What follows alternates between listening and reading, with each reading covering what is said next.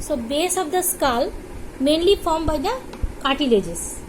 We describe it by the inferior surface of the base of the skull or norma basalis and the internal surface of the norma basalis. Now we come to the inferior surface of the norma basalis. We divide it into anterior part, middle part and posterior part. The anterior part is formed by the hard palate. This is hard palate having two parts. One is maxilla, upper 3/4 or anterior 3/4 and lower 1/4 or posterior 1/4 is by palatine bone. This is the palatine process of the maxilla and this is the palatine. They are joined by a cruciform suture. Cruciform suture that is between intermaxillary, interpalatine and palatinomaxillary. So this is the hard palate formed by palatine process of maxilla and the palatine bone behind. And there is alveolar arch having tooth sockets, almost 16 tooth sockets on each side. Now come to the important features in the hard palate. Just posterior to the incisor teeth, there is depression called incisive fossa. These incisive fossa having two small lateral incisive foramina. Now come to the posterior part. Opposite to the third molar tooth, there is a large foramina called greater palatine foramen. Where it is the greater palatine foramen?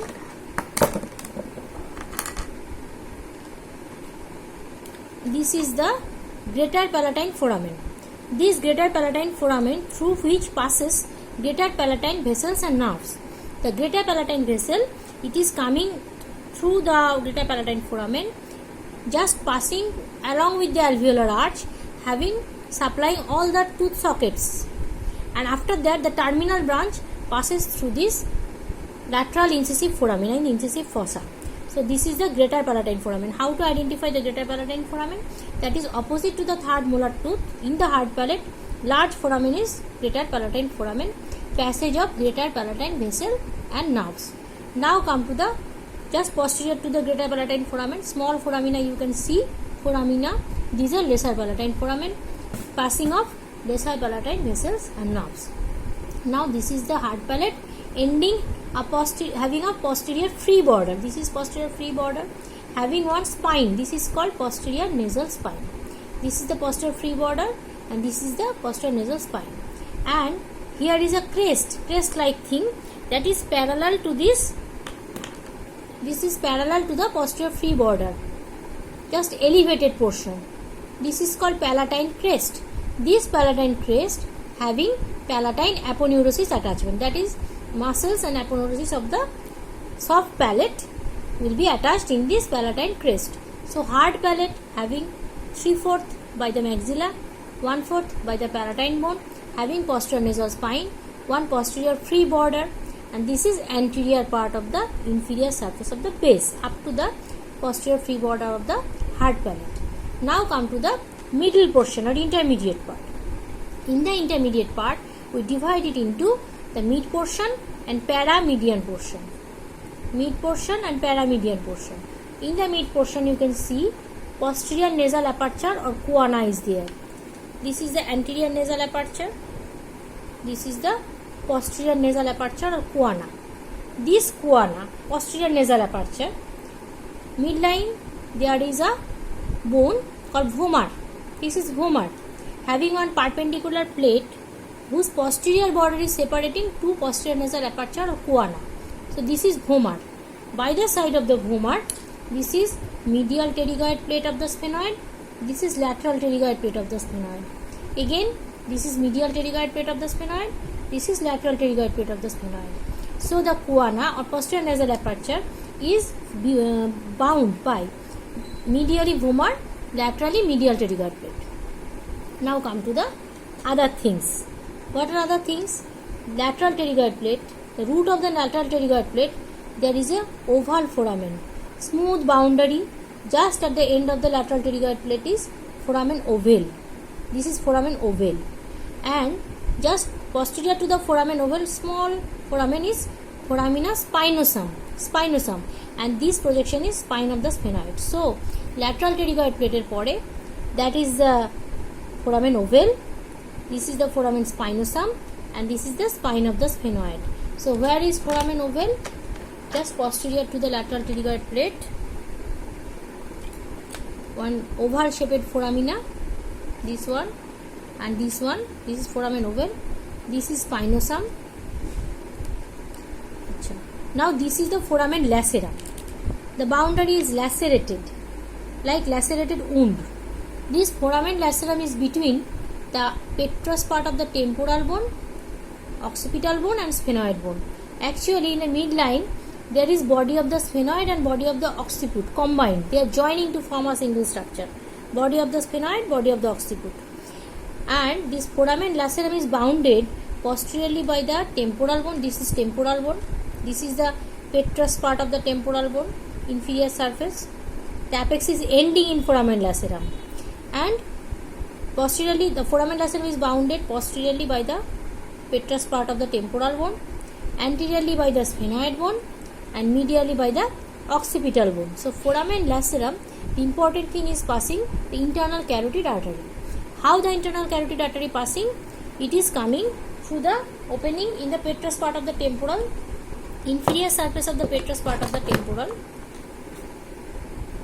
There is an opening. This one.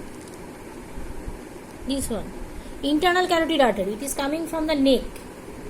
Coming from the neck. Like this. It is coming from the neck, going inside the petrous part of the temporal. Inside.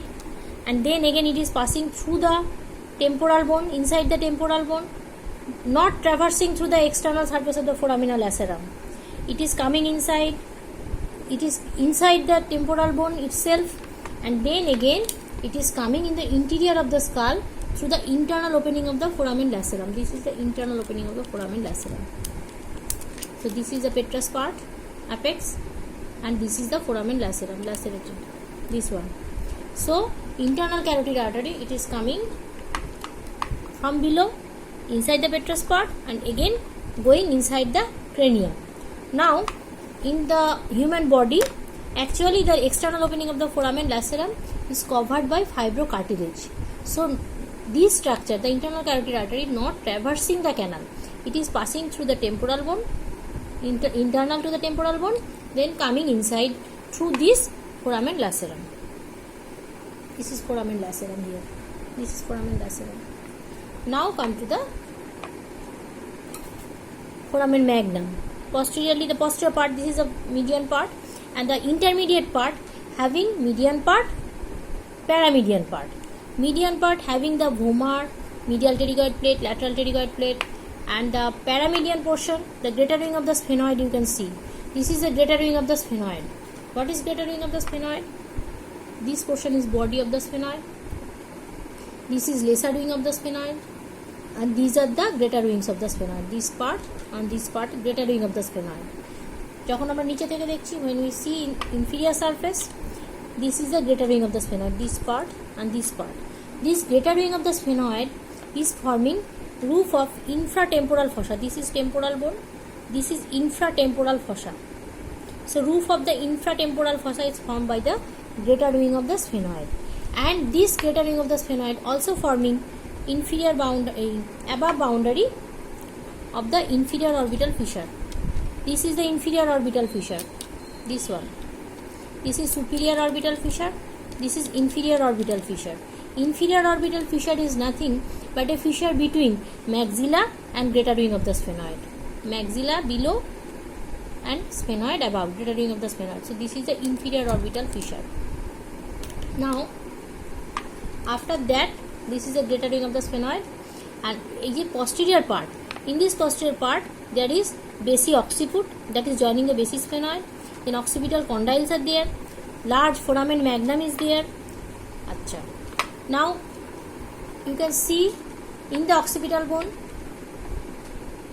the external occipital crest, you can see external occipital protuberance is here, and superior nuchal line of the occipital bone is there. So foramen magnum, through the foramen magnum, what structure passes? The foramen magnum is divided into anterior part and larger posterior part. Anterior part is not so important because it is passing the alar ligament, membrana tectoria, cruciate ligament, that is atlantoaxial joint, and these joints ligaments are passing through this, and posterior part is neurovascular compartment. Through the neurovascular compartment, the lower end of the medulla is passing, formation of spinal cord is there, and the structures passing are fourth part of vertebral artery, it is coming inside, spinal part of accessory nerve, it is coming inside, taking sensation, and anterior spinal artery, posterior spinal artery, they are going from the cranium towards the spinal cord to supply the spinal cord. So medulla oblongata along with meninges and these structures, they are coming to the foramen magnum, and the first tooth of the ligamentum denticulum is also attached along with the foramen magnum. So this is the inferior surface of the base of the skull and important features.